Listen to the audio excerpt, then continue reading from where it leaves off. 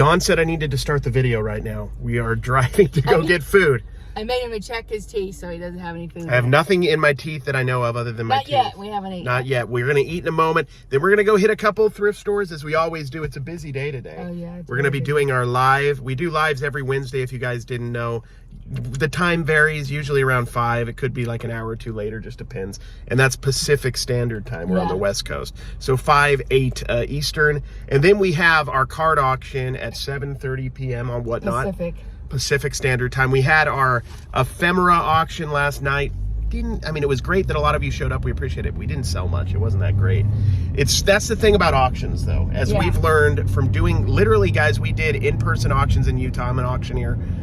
You don't have to have a license out there, so I just started doing auctions, and it was awesome. But we had a great week last week, and then this week, it just went down. But we didn't have as good of stuff. Yeah, but we got rid of stuff that we'd had for a long time. That's true. We got rid of some death pile stuff that was cool, but we didn't want to go through and post on eBay. Yeah. So it was successful in that sense. The card auction is going to be fun. I love cards. Did you guys know that? I'm very into cards. Dawn is too. We both are. What? We got to go. We got to have this card auction so that I can go to the card show this weekend. I told so that I can buy more cards for eBay in the next week's card auction. Reinvest in cards. I'm always reinvesting in cards. Any profit, rent, no. Cards, yes. No, I'm joking. I'm joking. But we're going to go have a good time and look for some fun stuff that we can sell on eBay and possibly whatnot. Come join us. Time to go see what kind of weird and wild items we're going to find inside the Savers today. This is interesting. This is a cast iron heavy T-Rex. At first, I just thought it was a cast iron statue. I did some research to see if it was worth anything, and it's actually a bottle opener. That's pretty cool. Maybe goes for 20, 30. I don't want to deal with it, so I decided to pass. It's corn, guys, a big lump of knobs. It's $3.99. I looked up this glass fruit thinking maybe it's worth some money. I'm trying to learn stuff, be curious, and that wasn't worth that much money. So had to pass because you can't make any money on stuff that's not worth any money. As always, you know where Dawn is. She's in the plush or toy section. She found a couple cool things already. This is Corduroy, the Jellycat plush. Love that brand, Jellycat. $3.49. This one's not worth as much as you think, but it'll get about $10 or $15 plus shipping. We couldn't pass up this next little dude. This is from the Harry Potter Crimes of Grindelwald Fantastic Beast series. It's like a little, what is that, a platypus? His name's Niffler.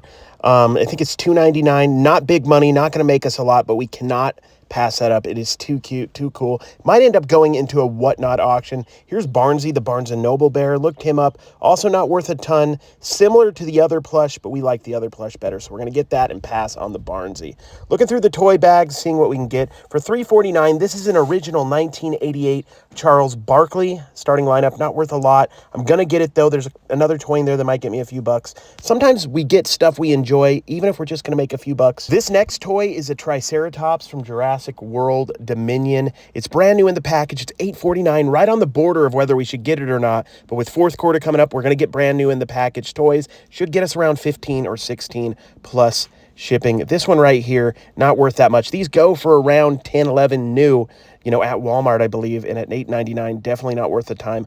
A lot of times I'm going to pick these up.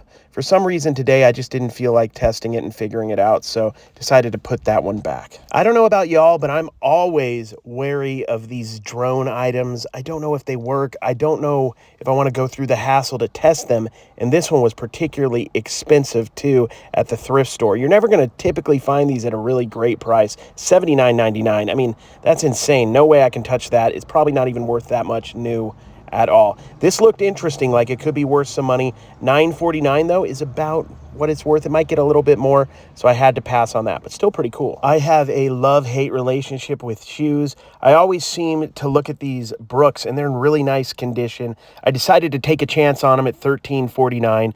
These are kind of all over the place. I could get 20, I could get 30 plus. I'm going to hope I get more towards the $30 plus shipping range. I'm going to try them out. I looked up these Tevas. For some reason, somewhere I've heard of this brand. I looked them up, not quite worth it on this particular pair, but always be curious. Look up anything that kind of appeals to you. Ozark Trails right there, not good. Hoka is definitely a brand you want to look out for. I didn't know these were Hokas at first when I looked at them. They're pretty messed up though. So this pair, I'm not going to get. The tread is bad as well. But Hoke in general, really good brand. Always looking through the activewear section at Savers, one of my favorite areas. That's where you're going to find the jerseys and the sports stuff. $34.99 for that. Definitely way too expensive. I'm looking for numbers and logos on the sleeves.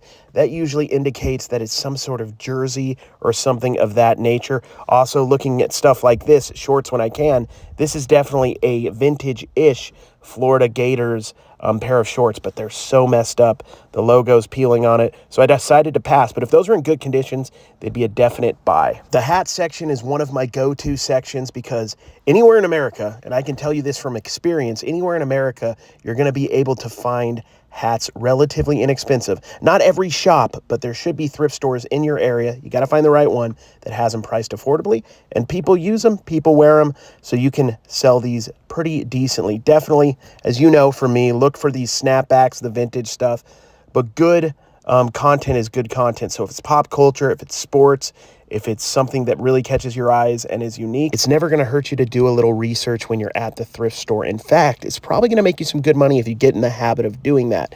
Brass stuff does really well. This is $5.49. Dawn loves this stuff. If it's old, if it has good subject matter, she's typically going to pick it up. Another habit me and Dawn have gotten into is anytime we see anything interesting, we'll put it in the cart and look at it later and decide. Dawn showing me this of these figures, decided to pass on those based on the price. This is a bag of plushes, stuffed animals. Unfortunately, not enough great stuff in that bag, so it was probably best for us to pass.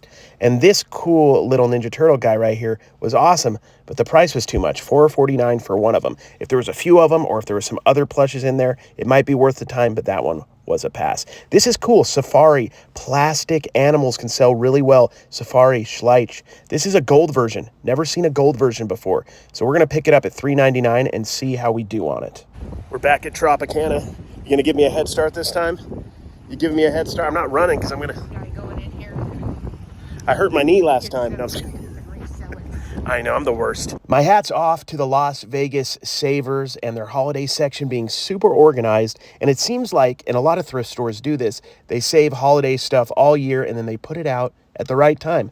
Not everybody does that, so you're going to get a premium if you hold on to the stuff like that and then put it out at the right time. That's arbitrage, seasonal arbitrage. There's lots of cool stuff here, probably a lot of money to be made. We're looking for the electronic stuff or the vintage stuff or just the downright interesting stuff. Thought some of this could have been gemmy. Unfortunately, it's not. This is a vintage like 80s, maybe 90s foam pumpkin.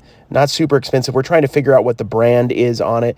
We ultimately decided not to get this. It might have been worth getting, though, honestly. This is a Nesco. It is a music box skull. Pretty cool. A Nesco is a decent brand at times.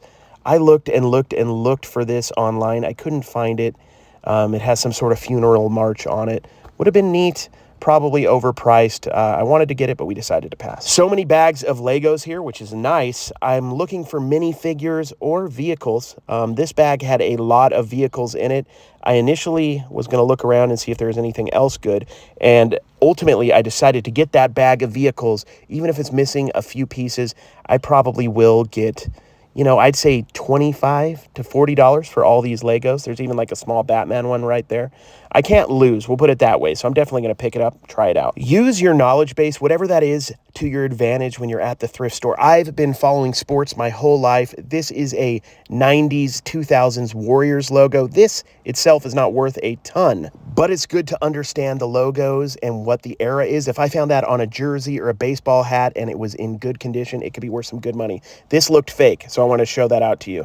Make sure you're checking the tags and make sure they seem legitimate and not fake. This one also seemed a little fake to me. Looked kind of like a stadium giveaway, but that's typically, those are going to have like some sort of logo from some sort of sponsorship, like a car dealership or Hulu or whoever's sponsoring the giveaway that day. This jersey right here is in fact a stadium giveaway, and I knew it was because it had a player's name on the back. They could only get a player's name on the back because it was an old school player who's not in college anymore. Back in the day, you couldn't put college names on jerseys. You don't see those floating around like you do NFL jerseys. Actually, just recently with the NIL deal, college football players can make deals like that with college football. So just in like the last month or so, they've been able to put names on college jerseys like Bryce Young and stuff like that, and they can make some money doing that, the college players now. This bag of Lego minifigures was tempting, but the price was just too much, $29.99, maybe 50 minifigures in there. Could have made money, but a lot of work.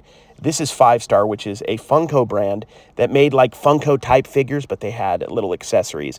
They weren't super popular, and these aren't worth much money, so stay away from them. There might be a few that are worth money, but overall, I'd pass. This toy bag right here is really interesting. It's $6.99, and it has a Generation 1 Transformer in there. Blue streak. It's metal. You're going to know they're Generation 1 typically because they're metal, or at least they're a limited edition one that's metal. It's missing the door, but I still think I can get about $20 to $30 on it, plus shipping. Also, remember to use your Google Lens. Right here, Dawn is using Google Lens to figure out, what different figures are so that we can look them up. This right here that I'm holding is a Funko Pop. Always check to see if those are vaulted or out of print. That could mean that they're worth big money, even out of the box. First of all, if you guys haven't joined the Trash to Cash Facebook group, me and Dawn are having a blast. People are going crazy with all the different memes they're making of Kevin, Dave, and me. Stuff. I wish I knew how to do it. Yeah, it's funny. So go check that out. It's a shameless plug for the Trash to Cash Facebook group. But we were going to talk about for a second on the way back to the casa, 2 big sales we've had. First off, we got that Fantasy Mermaid last week for like $8 after the... It was like $7.25. Yeah, it was on Thursday of last week, right? 25% off day. And it sold already, right? Yep, for $195 plus shipping. I sent out an offer last night for $195, and overnight somebody took it. $195 on a 20-year-old Barbie mermaid. So, I mean, that made our day for sure on eBay. You also sold one of the Lalique ashtrays already. Yep, I paid $1.50 and I took a best offer of $50. $50 on an ashtray. Like Dawn says, I don't usually even look at that stuff, but when I saw it, it was like frosted glass. She showed it to me afterwards. It looked quality, I'm not gonna lie. I've seen a lot of glass stuff before, and that one looked nice, kind of just the vibe of it. So look out, for markings on all sorts of stuff. Pottery, if you're turning something over and you see California pottery or something like that, that may be worth your time. Or if you see a mark or a name you've never heard of and you have a second, look it up on eBay. And also, Google Lens is your best friend. We use it all the time. We were just using it in there at the Savers. So, we're stoked. We got a live tonight, and we got a whatnot, and we're selling stuff. This is what happens, I guess, when you post. And we're going out of town. Yeah. This is what happens when you post on eBay. You're doing whatnots consistently, and you're doing YouTube consistently. Oh, yeah. We're in a good groove. It's pretty exciting.